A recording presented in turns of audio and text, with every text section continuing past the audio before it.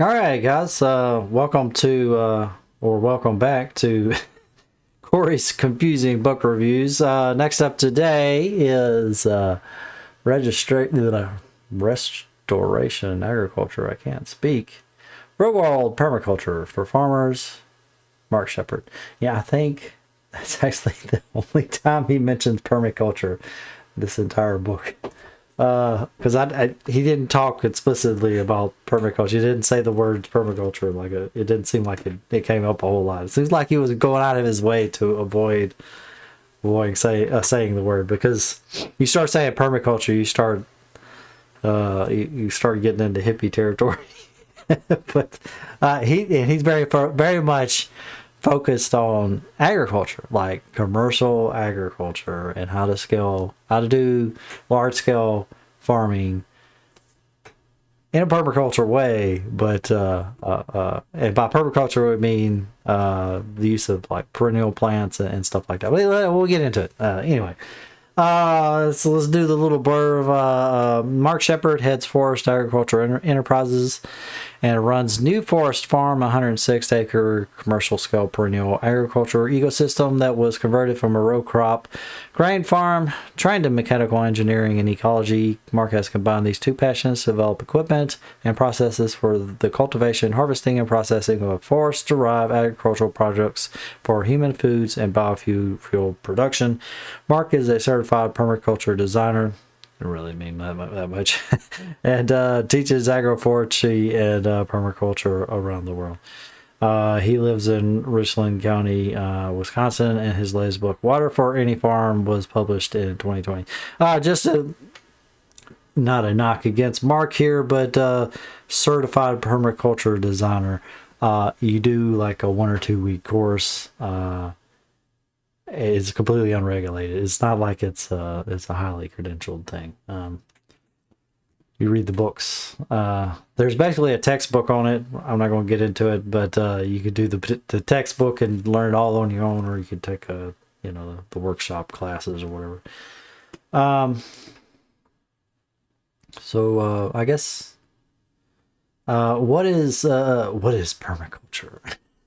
Permaculture, just to give you a quick kind of synopsis from at a fundamental level, it's like refocusing agriculture from annual crops where you have to replant and you're constantly having to work the land and replant and reworking the land and replanting, and of course adding fertilizers and fighting pests and stuff like that. Instead of doing that method, instead of focusing more on perennial crops that don't have to be replanted each year. So perennials, like the big ones, like trees are perennials, so fruits and nut trees, almonds and walnuts and whatnot like that. That's perennial agriculture right there. But there are a lot of plants like blueberries. That's perennial. So you get the idea. We're focusing more on plants that don't have to be, you don't have to plow the ground. You don't have to add a whole bunch of amendments to the soil every year, because every time you plow the ground, then the water flushes away all the nutrients in the soil and washes away a little bit of your soil. So you got to add more nutrients and you add more compost. And so you're slowly degrading the soil. That's, there's like statistics about how much soil we lose in the United States every year is ridiculous. A ridiculous high amount. And basically all, the Mississippi is so muddy for a reason. That's the Midwest flowing down the Mississippi. It was all of those all that glacial soil that got deposited in the Midwest is just washing away down the Mississippi with all the other fertilizer that they've been adding to the soils for all these farms and stuff, and causing algae blooms and all that jazz. Anyway, that's perennial agriculture, is focusing on how to build systems that are stable and perennial.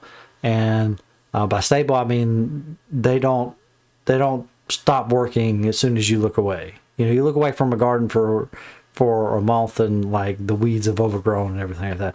How do you develop systems that are tolerant to pests without having to add a bunch of insect repellent? How do you make it tolerant to disease without having to add a bunch of antifungals? How do you make it how do you keep the soil nutrient ready without having to add a bunch of amendments all the time? Thinking about things in a more holistic manner, and a lot of that means basically just don't till the ground as much. Get away from tilling the ground as much as you can, and avoid annual crops as much as possible. You're gonna have them a little bit. Everybody wants their corn and their potatoes and stuff, but annuals are weeds, right? The weeds that we made into edible food over many generations. They're the first things that pop up. They grow really quickly and they die really quickly. They're a lot of they're high input, high output too now, but anyway, I'm interested in permaculture. I think it's an interesting. I have this kind of like idea of I'm interested in these ideas of like post-industrial society and stuff like that. That's like sci-fi, post-sci-fi fiction, where there's like a society and they've passed the industrial age, they've passed the computer age and everything, and now their technology is so well organized and well integrated into their culture that it looks natural. It can look natural in a post-industrial society. That can make it look like the Garden of Eden, but it's high technology.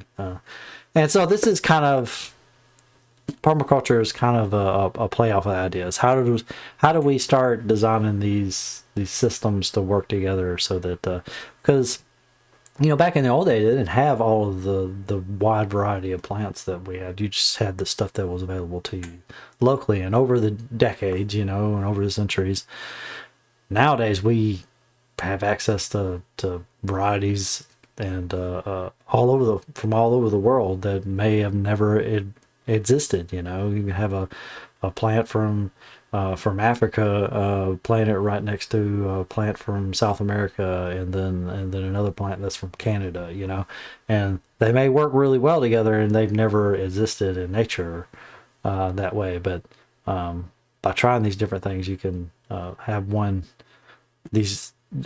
the variety helps breed diversity in your investment, as far as what you've got in the ground.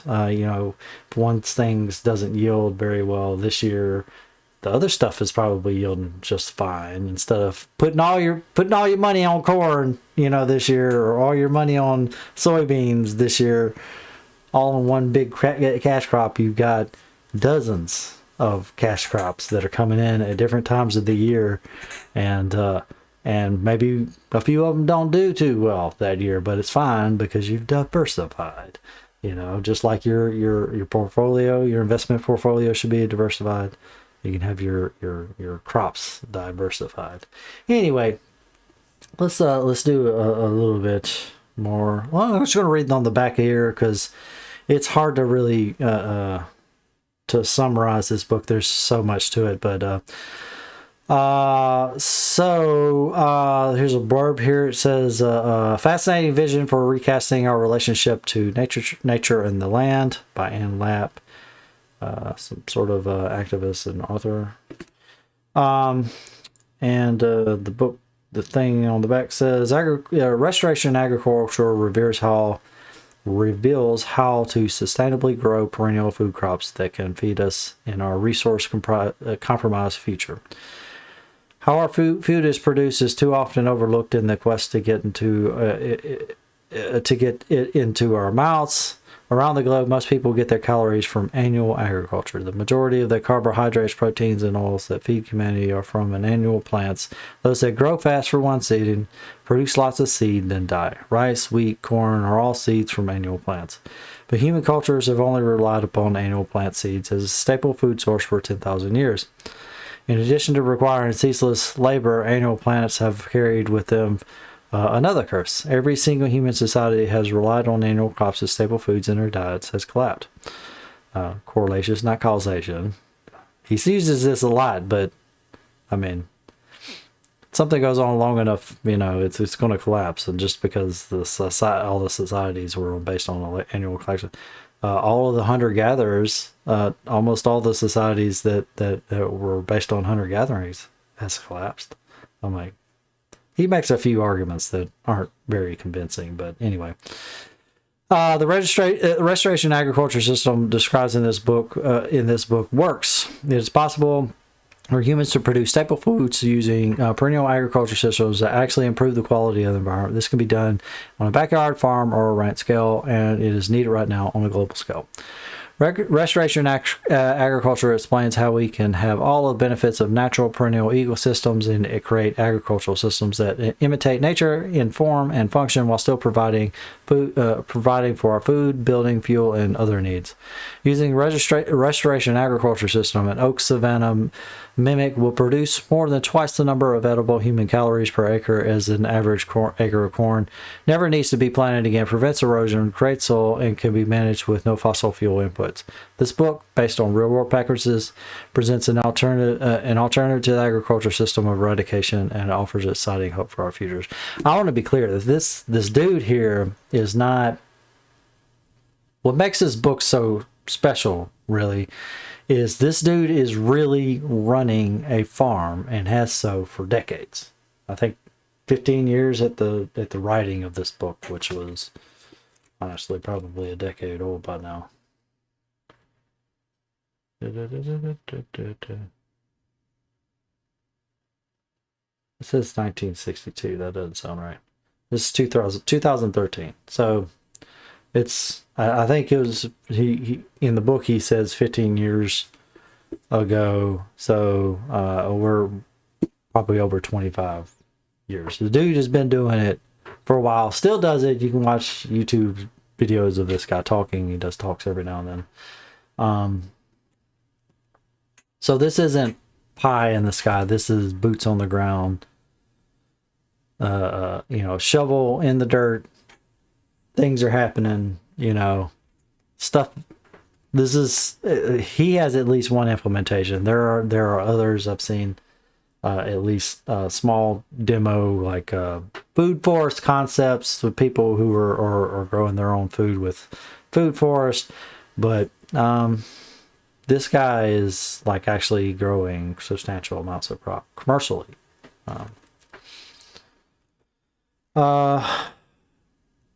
And that's what makes it so convincing, is because this guy is actually doing it. So he talks about several different. It mentions it on the back. It says the where did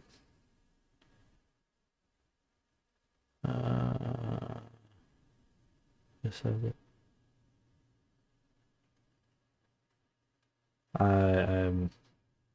Yeah. Using the restoration agriculture system, an oak savanna mimic will produce more than twice the number of edible human calories per acre than the average acre of corn. Never blah blah blah blah. So he has several different. His one of the concepts that he talks about is the savanna, he talks about it that it's kind of a play off of for farmers themselves, if they're trying to talk about this type of agriculture. They talk about agroforestry, that this is a version of agroforestry. So there's some farmer jargon going on in here that I'm not really privy to, but it's not distracting in any way. But obviously there's some context there that I was missing that maybe a farmer would be more familiar with. But he talks about agroforestry and the ways that the USDA, the farm people, the federal farm people, the way they classify this type of farming, and apparently it's important because you need to be able to get funding for, because no farm actually makes money on its own, or it's all propped up by the federal government. So he talks about that, how to talk about your farm in a way that the regulators are going to understand and stuff like that, that you're not doing anything, because you might want to get a grant for, I don't know, planting trees or something like that, and I don't know how this works, but anyway, he's talking about it. It's very clearly that there's some insight here related specifically to actual commercial farmers, that there's advice about how to do this, like actually, like, how to pitch it and talk about it. But he talks about several different kind of guilds or whatever. He had the oak savanna, and there was the pine forest, and there's several different, it's like 4 or 5 different sort of regional variations of different trees and shrubs and plants and stuff that occur naturally or can complement each other naturally. And one of them was the oak savanna concept. I don't have it on here. Let's look here. I'll find it right quick.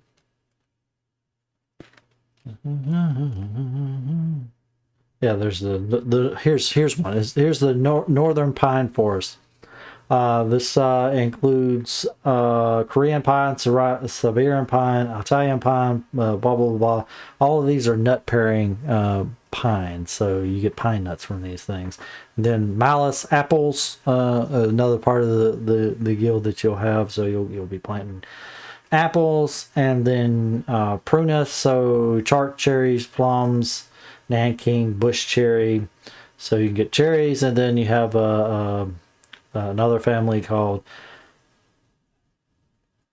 I'm going to butcher this, Almacier, which is serviceberry, juneberries, which is, another berry bush. And then you have hazelnuts, a nut producing shrub. And you have blueberries, cranberries, raspberries, grapes, lingonberries, strawberries, gumi, and others.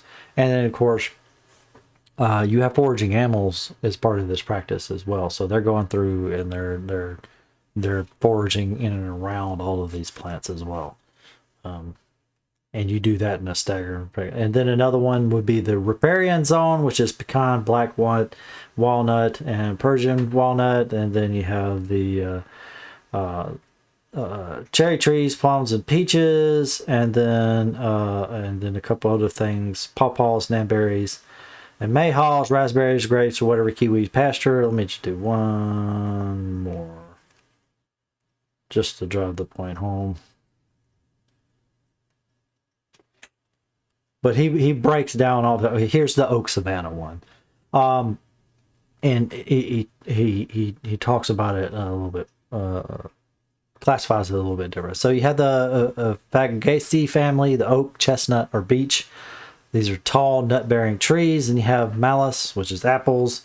This is medium fruit-bearing trees, so that's kind of like you have the tall trees, and you have like an understory tree.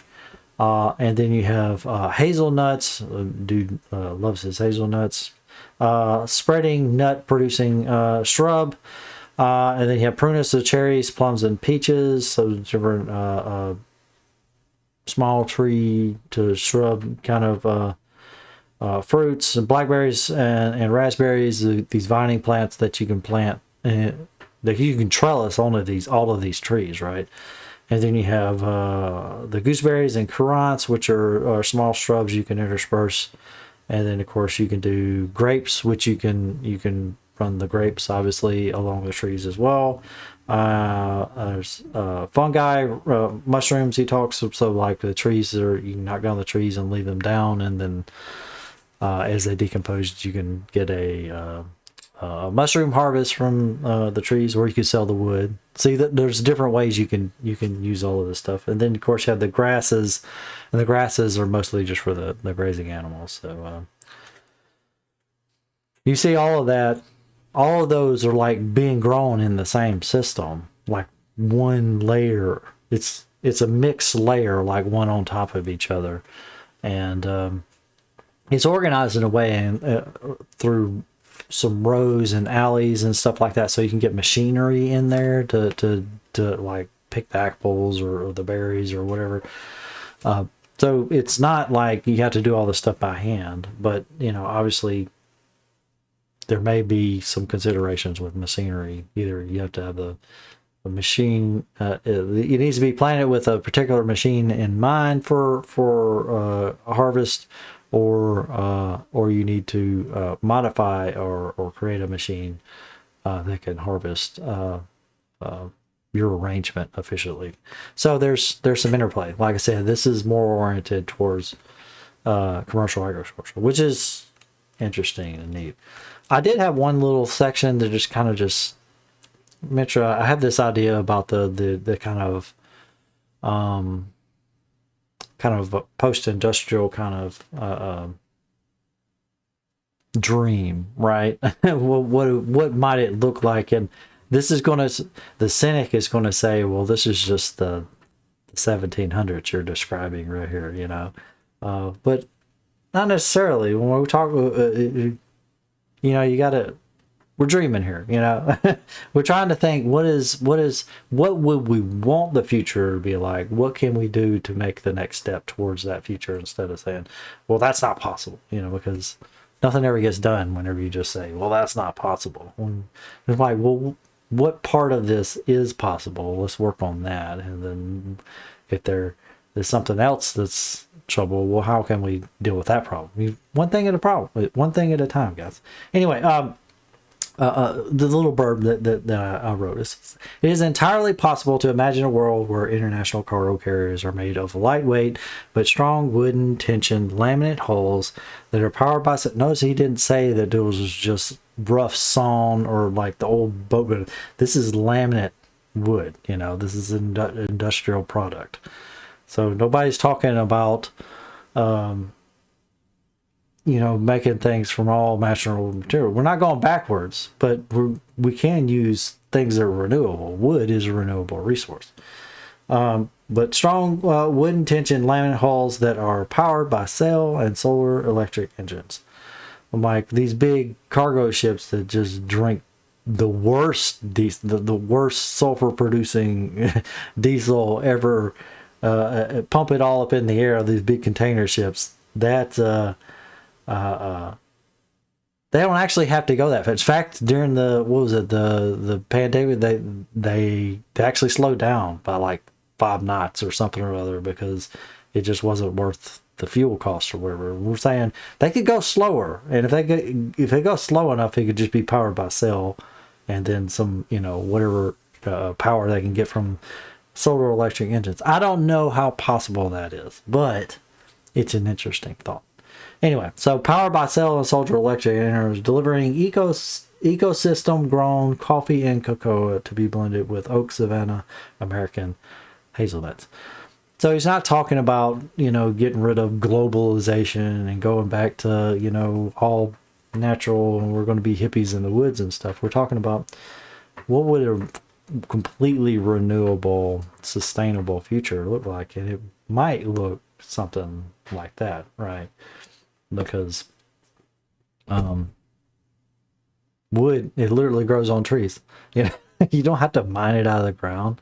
You don't have to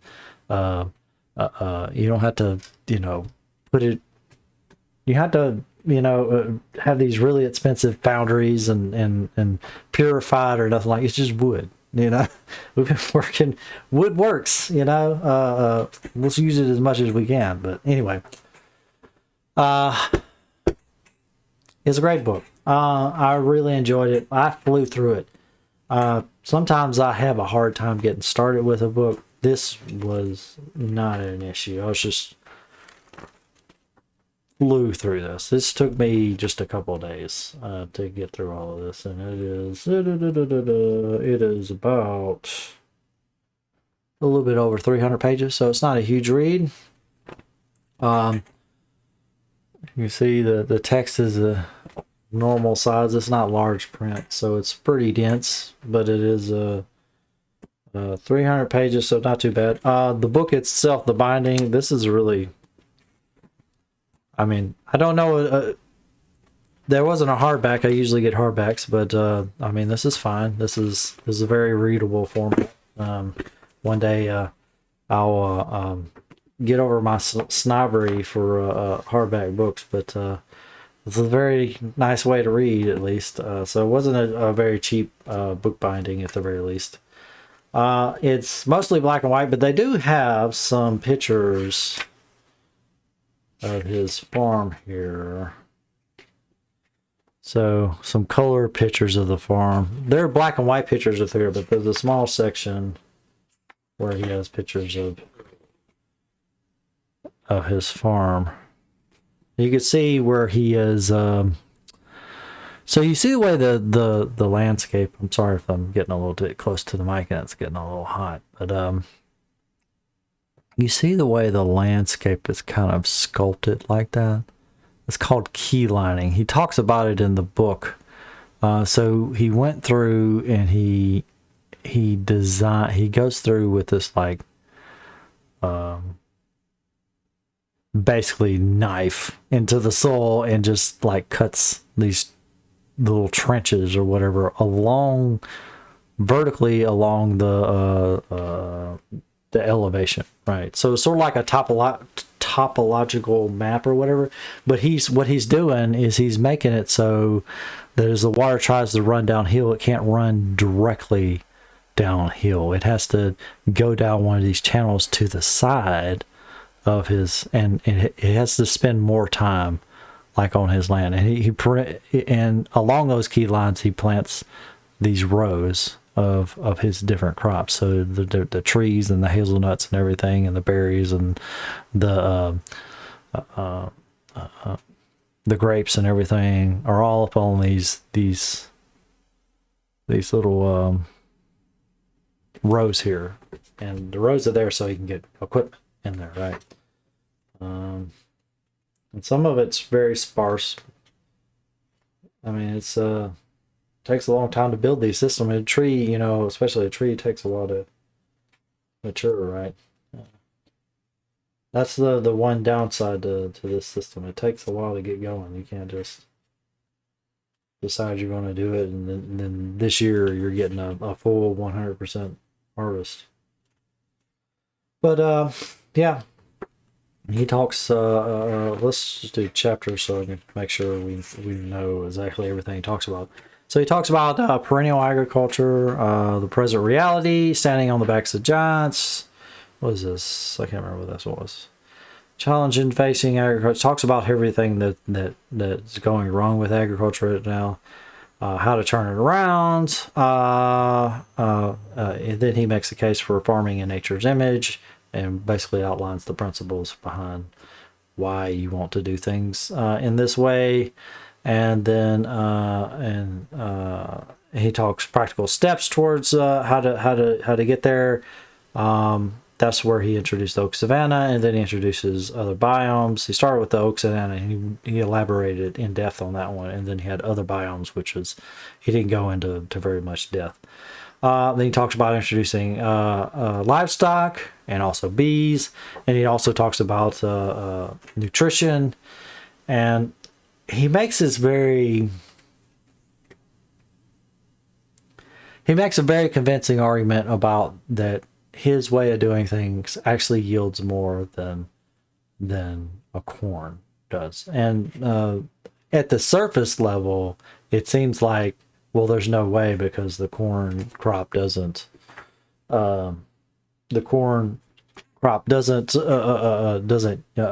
is yielding way more units per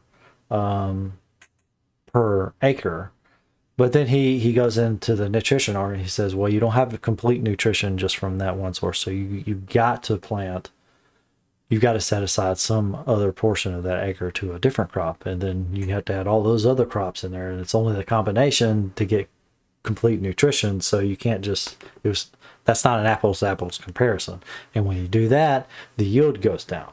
And then he also adds in all of the inputs that you put into the corn or the wheat or whatever thing like that he doesn't put into his, and so the yields become more even that way. And then he also talks about it flew into my mind and right back out. It was a really good point that he made. I can't remember it. It's just, uh, dadgummit.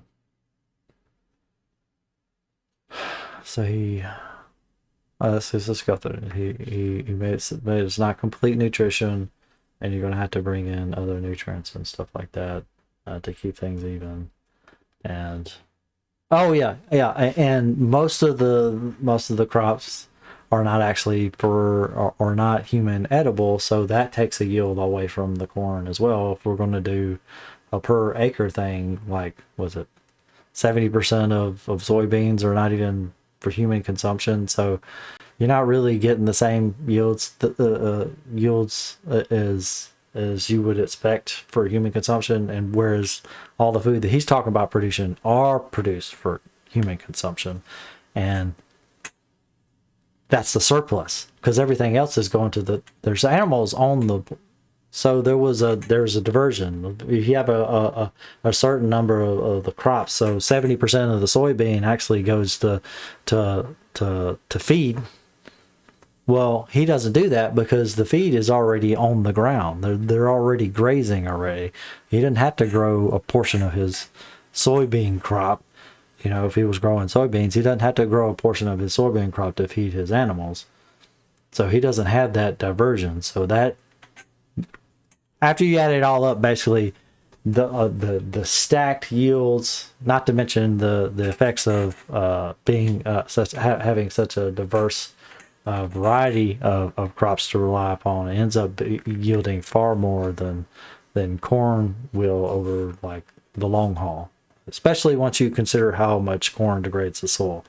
You're not adding, these huge industrial amendments to the soil. Anyway, he makes some arguments that I probably wouldn't agree with, but I'm not going to nitpick them because I think overall he makes a very compelling case. And of course, I was already on board, so he was preaching to the choir. But I mean, he does make a couple. Like I said, there was one thing I mentioned at the beginning. Yeah, he says every human society that has relied upon crops as as staple foods in their diet has collapsed. Well, it's not like we can do a controlled experiment to see if all the if all the cultures will collapse. It's just, you could say the same thing about almost all of the hunter gatherers societies have collapsed as well. So at some point, the point is that almost all societies collapse at some point. So I mean, not really, to my mind, it's not really a great argument. And he makes a couple of snooty arguments, like that's a snide argument. All right, it's a quick argument. It sounds okay on the surface, and you're like, but not really when you really start thinking about it. He makes a few of these like that. I think maybe he goes a little bit, maybe he just knows more about GMO crops than me, but and thus to be more wary about them, I'm not as concerned about them. I think it's a tool in the toolbox and we need to use them. I don't think we need to be baking pesticide resistance into our crops so that we could spray more pesticides on them without them dying. That seems nuts, but yeah, increasing yields or having more natural tolerance against predators or insects or fungus or disease or whatever it is, and genetic modification can do that. It's like selecting. We've already done breeding before as GMO to me. If you're not doing silly stuff like Roundup Ready crops, it's okay to me. That's just my 2 cents. Anyway, it's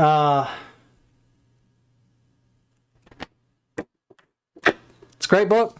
If you are remotely interested, this is not a practical book for somebody who's wanting to do practice permaculture or learn about permaculture in a home setting. I had another book. Let me find it. Yeah, here it is. There was another book that I reviewed a while back, which is more focused around home scale stuff. So this is Guy's Garden, a guide to home scale permaculture, second edition. And it's got lots of pretty pictures and charts and all sorts of stuff in it. This is an excellent book as well. I recommended it at the time when we did the review as well. So I would get that especially if you're first starting out, this is a really great way to get. I just wanted more to read on the topic. So, and I knew he was a person who was very influential in this space. So I went ahead and got his book, and it is an excellent book. You can probably just watch a talk on YouTube if you really wanted to, but if you are in the mood for some additional reading on permaculture, I would highly recommend Restoration Agriculture, Real World Permaculture for Farmers by Mark Shepard. Oh, by the way, the book was like I said, I think it only came in paperback. I don't think there was a hardback, and it says $30 on the back, so probably around that much. But it's an easy read. It's a good read. Highly recommend it. And we'll catch you guys at the next one.